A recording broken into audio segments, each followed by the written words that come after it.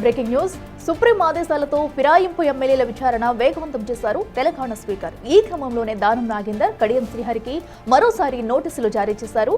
అనర్హత పిటిషన్లపై అఫిడవిట్ దాఖలు చేయాలని అందులో స్పష్టం చేశారు స్పీకర్ గడ్డం ప్రసాద్ కుమార్.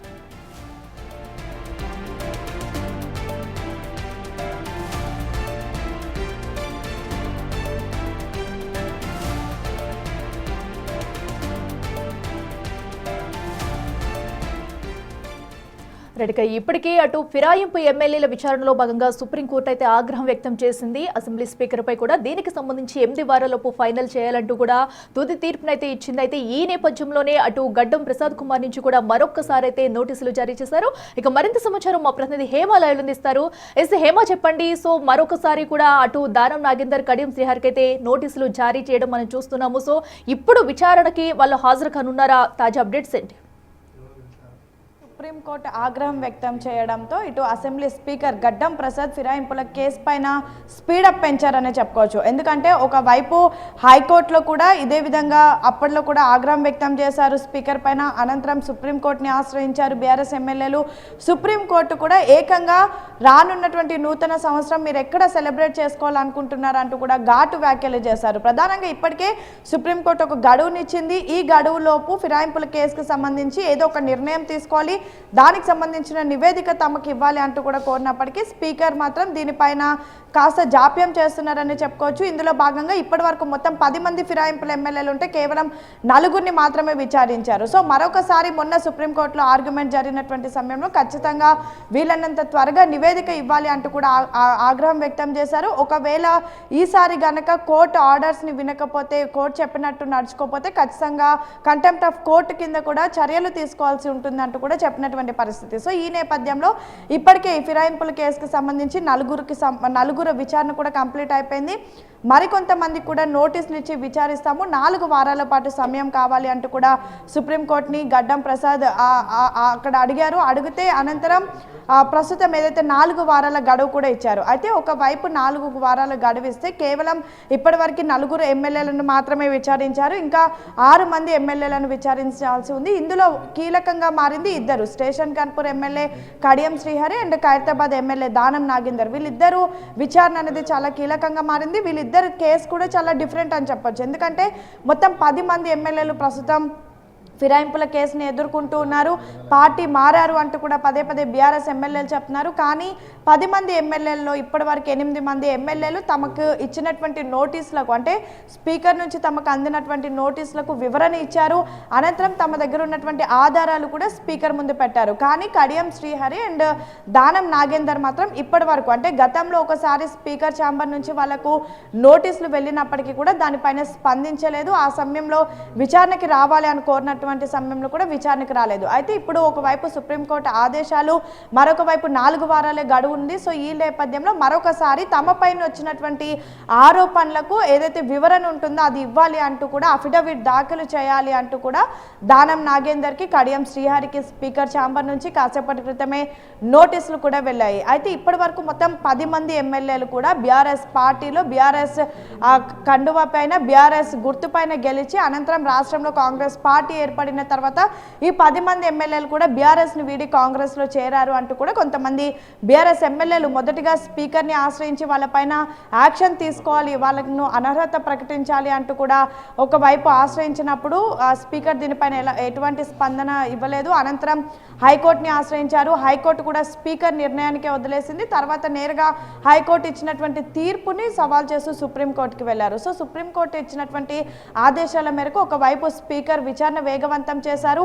ఇప్పటికే 4 ఎమ్మెల్యేలను కూడా క్రాస్ ఎగ్జామినేషన్ చేశారు. ఒకవైపు ఫిరాయింపుల ఆరోపణలు ఎదుర్కొంటున్నటువంటి 4 ఎమ్మెల్యేలు, మరొక వైపు పిటిషన్ దారులైనటువంటి బీఆర్ఎస్ ఎమ్మెల్యేలను కూడా కూర్చోబెట్టి క్రాస్ ఎగ్జామినేషన్ చేశారు. మొత్తం 4 దఫాలుగా కూడా విచారణ చేశారు. సో ఈ నేపథ్యంలో ఈ ఇద్దరిని కూడా విచారించాలి. అసలు మొదటిగా వీళ్ళ పైన వస్తున్నటువంటి ఆరోపణల పైన అఫిడవిట్ దాఖలు చేయాలంటూ కూడా నోటీసులు జారీ చేశారు. ఇప్పటి వరకు కూడా వీరిద్దరూ ఎందుకు స్పందించడం లేదనుకోవచ్చు. సో ఫైనల్ గా కూడా ఇప్పుడైతే నోటీసులు జారీ చేసిన నేపథ్యంలో మరి దీనికైనా స్పందిస్తారా? ఒకవేళ ఇప్పుడు కూడా వాళ్ళ నుంచి రియాక్షన్ లేకపోతే నేరుగా స్పీకర్ అయితే చర్యలు తీసుకునే అవకాశం ఉంటుందనుకోవచ్చా?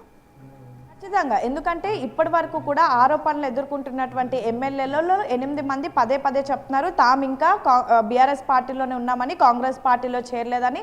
సేమ్ టైం ముఖ్యమంత్రి రేవంత్ రెడ్డిని కలిసింది కూడా కేవలం నియోజకవర్గ అభివృద్ధి కార్యక్రమాల కోసమే కలిసామని, అండ్ ముఖ్యమంత్రి రేవంత్ రెడ్డిని కలిసినటువంటి సమయంలో తమకు కప్పింది కూడా అది కాంగ్రెస్ కండువా కాదని 3 రంగులు జెండాకు సంబంధించినటువంటి కండువా అంటే ఒకవైపు 8 మంది ఎమ్మెల్యేలు చెప్తున్నారు. సో దానికి సంబంధించిన విచారణ అవుతుంది. కానీ ప్రస్తుతం Station Ghanpur MLA Kadiyam Srihari, Khairatabad MLA Danam Nagender case మాత్రం చాలా డిఫరెంట్ అనే చెప్పుకోవచ్చు. ఎందుకంటే వీళ్ళిద్దరు కూడా నేరుగా కాంగ్రెస్ పార్టీ నిర్వహించినటువంటి కార్యక్రమాల్లో పాల్గొన్నారు.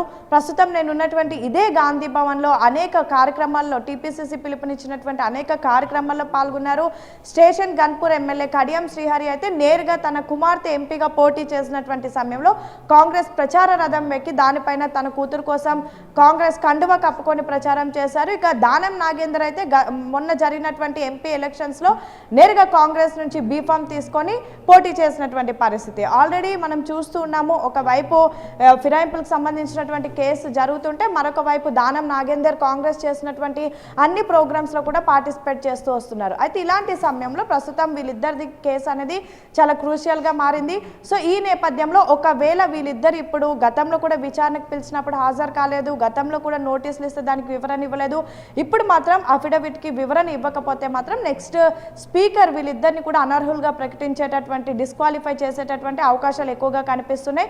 సో ఇందులో భాగంగా అసలు డిస్క్వాలిఫైగా ప్రకటిస్తే మాత్రం ఖచ్చితంగా మరొక 6 ఏళ్లు కూడా వీళ్ళిద్దరూ పోటీ చేయడానికి వీలు కాదు. సో ఈ నేపథ్యంలో దానం నాగేందర్ తన పదవికి రాజీనామా చేయబోతున్నారు అంటూ కూడా పెద్ద ఎత్తున గత కొద్ది రోజుల నుంచి వార్తలు వినిపిస్తున్నాయి. మొన్న కూడా జూబ్లీహిల్స్ ఉప ఎన్నికలు జరిగినటువంటి సమయంలో ఖైరతాబాద్ ఎమ్మెల్యే పదవికి దానం నాగేందర్ రాజీనామా చేస్తారు.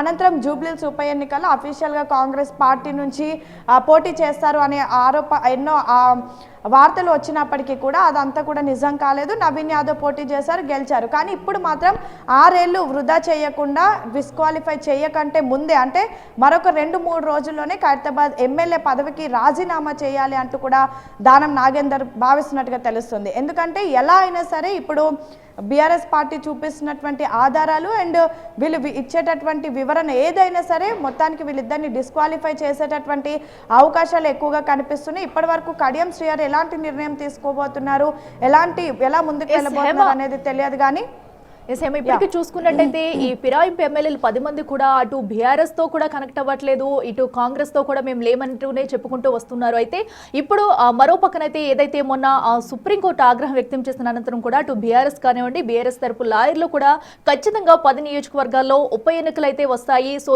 దీనిపై అయితే ఒక కొలికి వచ్చే అవకాశం లేదంటూ కూడా కరాఖండిగా అక్కడ చెప్పిన సిచ్యువేషన్ కూడా మనం చూసాము. సో ఇప్పుడు వీరిద్దరి విచారణ కూడా వేగవంతం చేసినట్టయితే దీనిపై ఒక కొలిక్కి రాబోతుంది అనుకోవచ్చా? మరి స్పీకర్ కానీ అటు సుప్రీం కోర్టు ఎలాంటి నిర్ణయాలు తీసుకునే ఛాన్స్ ఉంటుంది అనుకోవచ్చు? ఖచ్చితంగా వీళ్ళిద్దరిని విచారించేటటువంటి అంత అవకాశం అయితే రాదనే చాలా క్లారిటీగా కనిపిస్తుంది. ఎందుకంటే ఇప్పుడు వీళ్ళకి అఫిడవిట్ దాఖలు చేయమని చెప్పారు. సో వీలైనంత త్వరగా ఈ ఇద్దరు కూడా రాజీనామా చేసేటటువంటి ఆలోచనలోనే ఉన్నారు. ఎందుకంటే వివరణ ఇచ్చి దాని తర్వాత దానిపైన ఒక నివేదిక తయారు చేసి అది సుప్రీంకోర్టుకి పంపించి ఇదంతా కూడా చాలా లెంతీ ప్రాసెస్. సో ఈ మిడిల్లోనే వీళ్ళిద్దరిని కూడా డిస్క్వాలిఫై చేసేటటువంటి అవకాశాలు ఎక్కువగా కనిపిస్తున్నాయి. ఎందుకంటే చాలా క్లియర్గా కనిపిస్తూ ఉంది వీళ్ళిద్దరు కాంగ్రెస్ అంటే కడియం శ్రీహరి కానివ్వండి, దానం నాగేందర్ కాంగ్రెస్ పార్టీ కోసం పనిచేస్తున్నారని, పార్టీ నిర్వహించినటువంటి కార్యక్రమాల్లో కూడా పాల్గొంటున్నారని వీళ్ళిద్దరిది చాలా క్లియర్గా కనిపిస్తుంది. వీళ్ళు కాంగ్రెస్ పార్టీలో చేరారు అని. సో వీళ్ళకి నెక్స్ట్ ఉన్నటువంటి ఆప్షన్ ఖచ్చితంగా వీళ్ళిద్దరిని డిస్క్వాలిఫై చేయడమే. సో డిస్క్వాలిఫై అయ్యి 6 సంవత్సరాలు వృధా చేసుకొని కంటే ముందే రాజీనామా చేసి తర్వాత అఫీషియల్గా కాంగ్రెస్లో జాయిన్ అవ్వచ్చు, తమకు ఇష్టం వచ్చిన ఏ పార్టీలోనో జాయిన్ అవ్వచ్చు. ఆ పార్టీ నుంచి ఎలానో అక్కడ ఉప ఎన్నికలు వస్తాయి కాబట్టి అప్పుడు అక్కడ నుంచి పోటీ చేయవచ్చు.